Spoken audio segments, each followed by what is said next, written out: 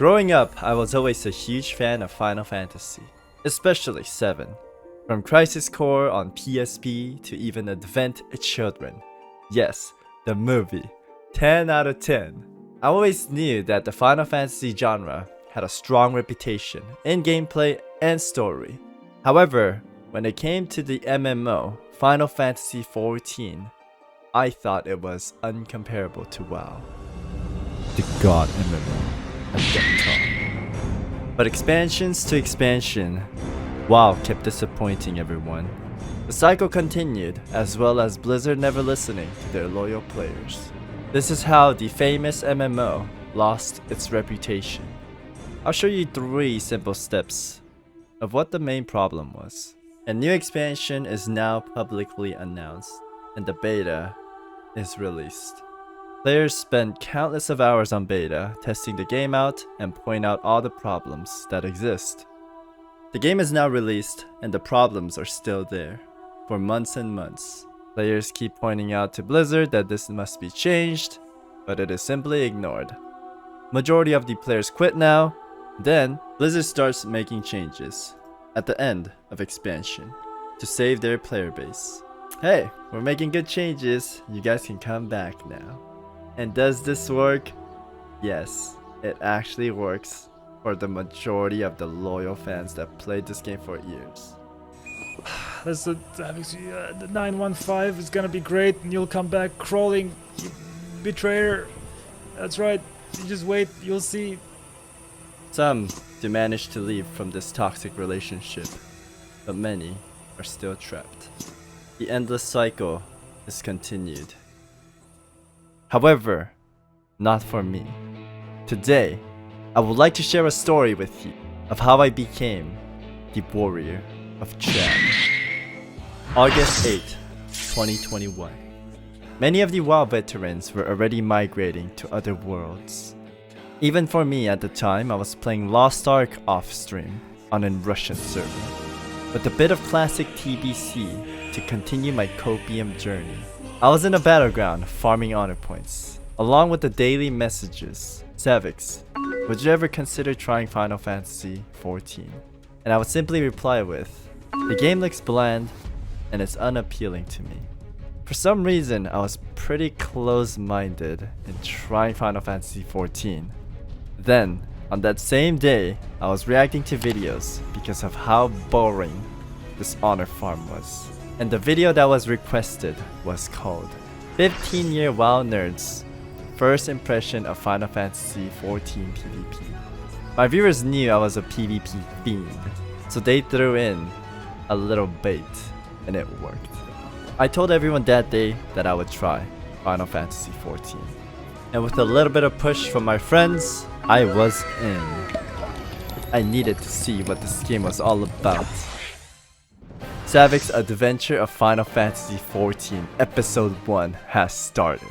For a couple of days, I played the game off stream, so I wouldn't have any distractions. I wanted to fully experience and immerse myself into this game. Then, give it a rating, since I've heard so many mixed comments about it.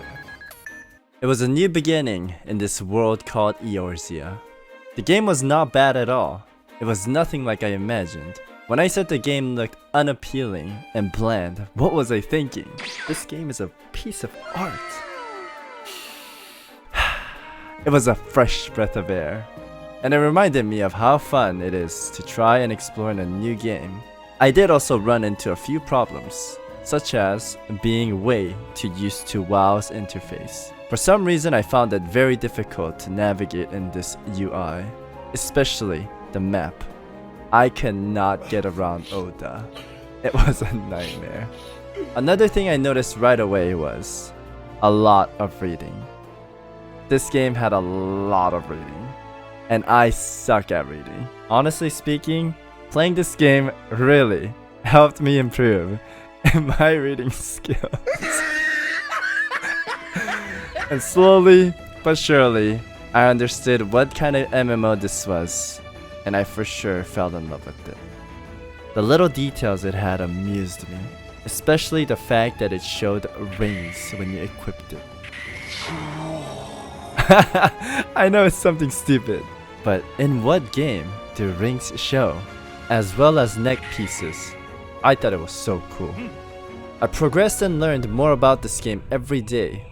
I even ended up watching an hour 30-minute documentary of how this MMO was recreated due to its failure back in 2010.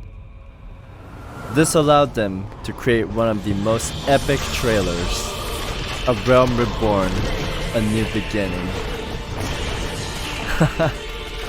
Even watching it now, it's so epic. I've seen this so many times now.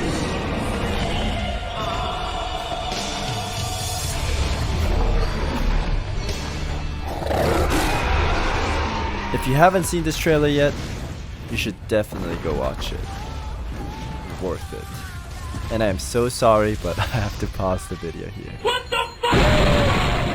From this documentary, I learned how much these developers actually cared about the game and their fanbase. I loved how open they were to the audience, and big respect to Yoshi P for not tying down their players to play their game. In fact, in the newer interviews, he was encouraging players to explore and try out new games.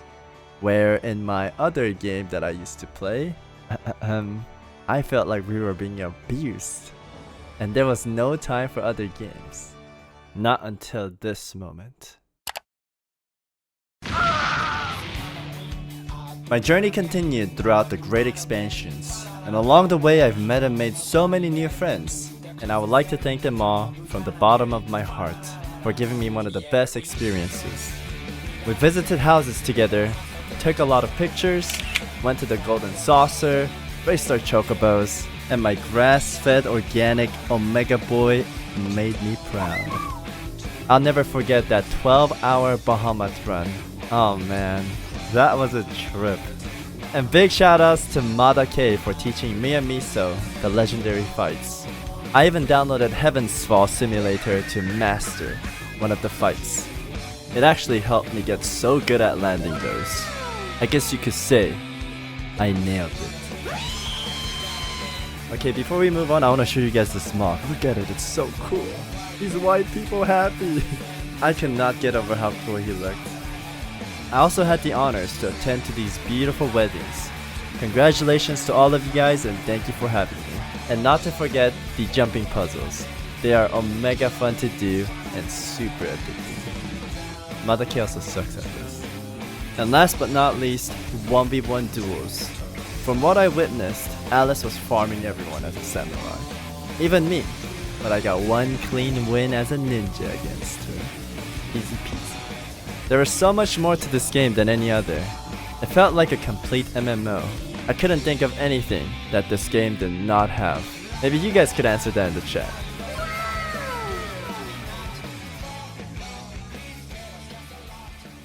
This game was not about doing laps around Dalaran or Orubos waiting for queues. It had so much more, and the social aspect to this game was amazing. Time to time, we would sit down in our FC and share stories, or even talk about life. It's going to sound funny, but I felt so connected to my online friends, especially during the pandemic. And finally, I would like to thank the whole Final Fantasy XIV community for being one of the best communities out there. So far, I have not ran across a single toxic behavior. Literally zero. Where in other games, I would receive hateful messages time to time. Hats off to you guys. And I guess the right way to close off the video is giving it my opinion, since that is the reason I started playing this game. I actually have a lot of things I would like to say, but I will keep it short. Starting from the story, I think the story is amazing. I did my best in this video to not put in any spoilers at all. I wanted to show a lot of epic scenes, but that is for you to try out when you play this game, or if you decide to play this game. It is a very long journey, and it is worth it. Especially Shadowbringer's ending. There's like a saying for it. If you could go through ARR, you'll love this game. ARR could be the slope that a lot of people have a hard time going through. One of the reasons being is because it's the oldest expansion, and that's the one you start out with. So if you could go through that, the rest is just quality 10 out of 10. For dungeons and raiding, I think, for dungeons at least, it starts kicking off in Stormblood. From Stormblood, I thought that dungeons were super fun and interactive.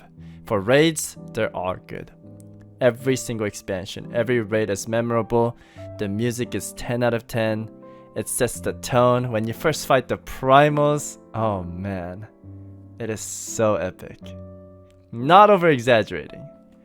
I thought fighting the primals with that music was one of the best things. And also, this game did a fantastic job of scaling you down into any raid content you would like to do that is from the older expansions. In WoW, I remember streamers had to do an event like Project 60 or Project 30, whatever you want to call it. We would basically stop leveling at a certain point to downgrade ourselves. But in this game, if you want to do old content with the item level that existed at that time, you could set that up and go through the raid. It's not going to be exactly the same since abilities changed, but you get the idea of how it was back in the day. And lastly, the PvP. I will be completely honest, PvP is probably the least favorite thing I've had in Final Fantasy. I do not think it is terrible. Maybe I'm just used to WoW. As a DPS, I felt like having 1 CC on a long cooldown, it felt bad. I want to keep this short because I could talk forever about this. And tanks and healers, they are extremely hard to kill in this game. I guess it's the same as WoW, but you have less CC and you have to rely heavily on your teammates if you play the 4v4 mode. It almost works the same as WoW. You still have to set up kills, but it lacks the potential of being able to carry by yourself, in my opinion. I think that's the best way I could say it. So personally for me, it is not my favorite thing to do, as well as my goal was to get to level 80, then start PvPing. Because technically, yes, you could start PvPing at level 30, however, you will have a lot of abilities that you have no clue on how to use. So that being said, I will try more PvP now that I'm 80, after my Necromancer title. PvP was the reason why I started playing this game, but I fell in love with the other things. I will do more PvP though, I promise. I will close it off with, there will be more news about PvP in Endwalker live letter, which is very, very soon. So keep in touch with that if you're a PvP fiend. But for me, I think I'm retiring and becoming a full-time RP player. I know people are gonna laugh at me. Savix rank 1 Red Paladin, downgraded to role-playing Andy. Listen, roleplay in this game is is amazing, okay? All the jokes aside, if you're a fan of MMOs, I think you should give Final Fantasy XIV a try. Coming from a long-time MMO player, I highly recommend it. And that is it. Hope you enjoyed this video. If you did, please leave a like and subscribe for future content. Also, I have a second channel, so if you ever want to watch my older Final Fantasy journey, you could go there and check them out. Thanks.